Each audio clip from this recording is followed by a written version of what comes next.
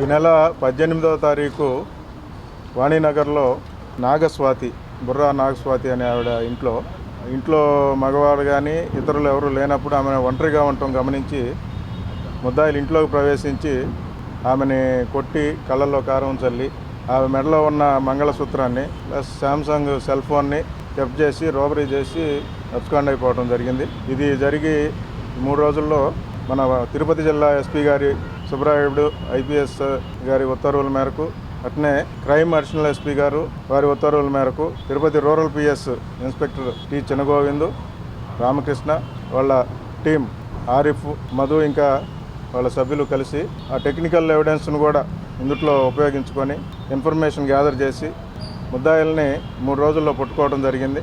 ఈరోజు అంటే 21వ తారీఖు 10:30 గంటలకు ఆర్సీపురం క్రాస్ దగ్గర ఇద్దరు ముద్దాయిల్ని అరెస్ట్ చేసి వాళ్ళ దగ్గర నుంచి intact property gold chain plus Samsung cell phone 2 recovery చేయడం జరిగింది. దీనంతటికీ కారణం ఈ ఫిర్యాదుదారులు నాగస్వాతికను ఈ ముద్దాయిల చెల్లెలు ఉన్న వాళ్ళ మధ్య ఉన్న ఆర్థిక లావాదేవీల కారణంగా ఆ ముద్దాయి చెల్లెలు వాళ్ళని రెచ్చగొట్టి ఆవిడ్ని ఇబ్బందులకు గురి చేస్తున్న కారణంగా తర్వాత తన భర్తతో వేరే సంబంధాలు నడుపుతుంది అని అనుమానంపై ఆవిడ్ని భయపెట్టాలని ఆవిడ్ని భయపెట్టి తన భర్తతో సంబంధం లేకుండా తర్వాత ఆర్థిక లావాదేవీలని కంప్లీట్ చేయించుకునే దానికోసం ఈ ప్రయత్నం చేశారు. కేవలం ఈ ముద్దాయిలిద్దరూ, ఒక మేలు ఇంకో ఫీమేల్ భార్యాభర్తలు ఈ నేరం చేయటం జరిగింది.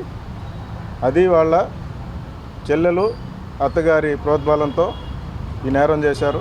ముద్దాయిల్ని 3 రోజుల్లో పట్టుకొని ఈ కేసును డిటెక్ట్ చేసిన Tirupati rural CI T Chinagovindu, Ramakrishna, ఆ టీం సభ్యుల్ని అభినందిస్తూ ఎస్పీ గారికి రివార్డ్ రోల్ పంపించడం జరుగుతుంది.